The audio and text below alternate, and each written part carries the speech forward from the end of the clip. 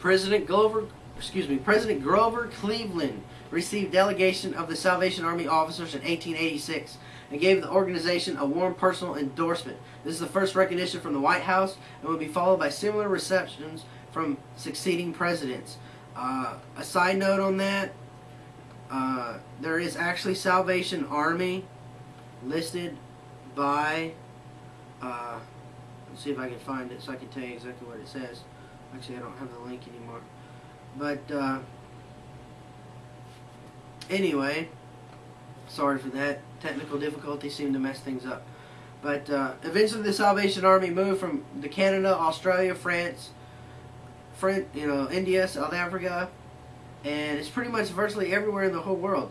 General Booth's death was in 1912, but he laid this big strong foundation that just kept marching them on towards the next direction. And his eldest son, Bram Booth, succeeded him. Well, I also found old footage of William Booth's funeral, I guess, and literally, you could not walk through the streets of London. There were just thousands and hundreds of thousands of people following the carriage to the cemetery where he would be buried. And it was just astounding how many people, and the Salvation Army band was playing the entire time.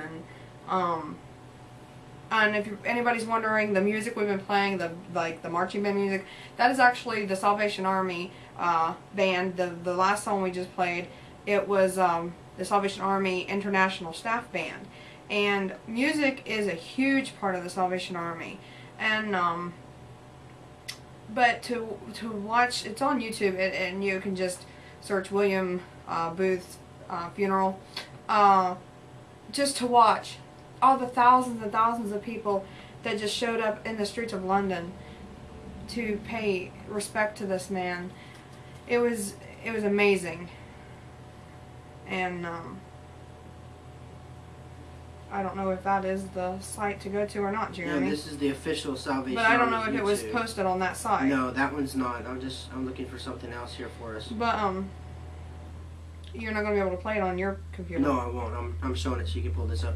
I wanted to share the clip about President Eisenhower for you guys.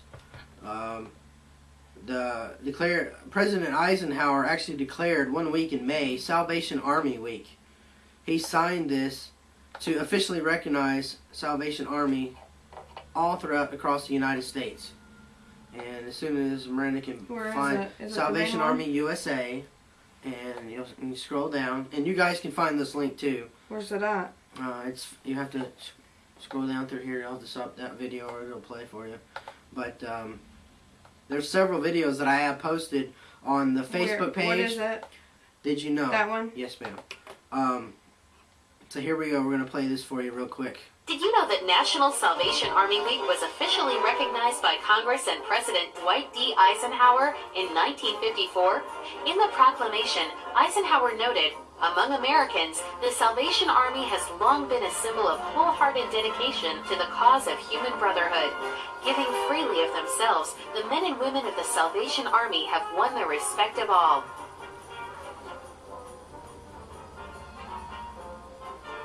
Let's talk about, we've only got about 6 minutes left before the show's over with, for the main part, and then we do the after show. So let's talk a little bit about what we've done, what we have done with the Salvation Army. Me, myself, I have been with the Salvation Army for 6 years. I have actually played drums, played piano for them. I go to the church here in Chillicothe, Ohio. No, honey, I had to restart it, remember? Okay. Let me continue. I got involved with the Salvation Army through my good friend Nate Vanderhoof, who is the youth director right now and has been for the past almost 6 years. Working with him, working with the Latchkey program, working with the Red Kettle campaign. I stood kettles myself. Let me tell you, it is one of the most miserable jobs you will ever do, because you're not moving, you're just standing in the cold. And not a lot of chances to get warm. But it is the most rewarding job volunteering I've ever done. I've helped count the money in those kettles, and I know for a fact that every cent does not just go, out the door where you don't know. It goes to the Salvation Army to provide assistance for those in need. It also helps pay, because the people that are working the kettles, some of them do get paid. A lot of them are people in need, people that are down on their luck, and they need a job really bad. And so the Salvation Army pays them to stand at the kettles, so it also helps them. Unfortunately, some people every year seem to not realize that, and they steal the kettles or try to take money out of the kettles. And when they do that, they're only hurting themselves, because that money goes to them as well to help them. And they're hurting the people that the money was intentionally to go to, like children who are hungry and have no coats, and and the Salvation Army helps with all that. Through the Salvation Army, I have been able to travel to Camp Swanecki. Swanecki is Southwest Ohio, Northeast Kentucky territory for the Salvation Army here in the Midwest, kind of. That's what it kind of means. And they have a camp in Cincinnati, and I've had the privilege for 2 years to go down and play drums for their women's retreat. And that is such a blessing every time, to be able to fellowship with different officers and soldiers from different corps around Ohio and also Kentucky. I've got a lot of personal testimonies, and of course we will cover that on the after show. So sorry for those who are watching the archive videos. Got to show up, because we don't always talk about everything on the recorded show. We will post a link for you guys to the related story here in Ohio. Yeah. About the Ohio man that attacked the Salvation Army kettle bell ringer. And I'm actually posting it in the chat right now, but for those that are interested too.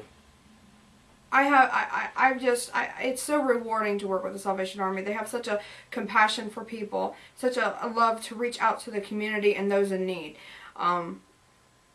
One testimony I will share before we end is about 3 years ago.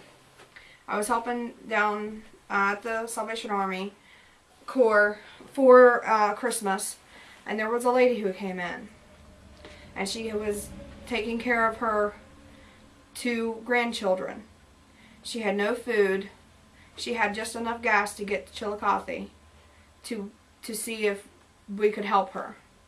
And my friend, the officer said, go in to the pantry, get her as much food that will fit in this box, just pile it full. And we even gave her a great big frozen turkey.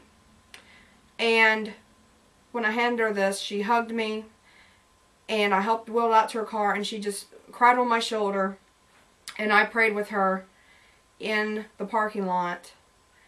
And it was the most amazing thing that the Spirit of the Lord just came down in that parking lot, just by giving this woman a few pieces of food.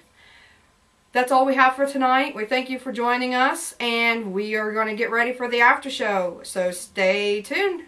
Good night.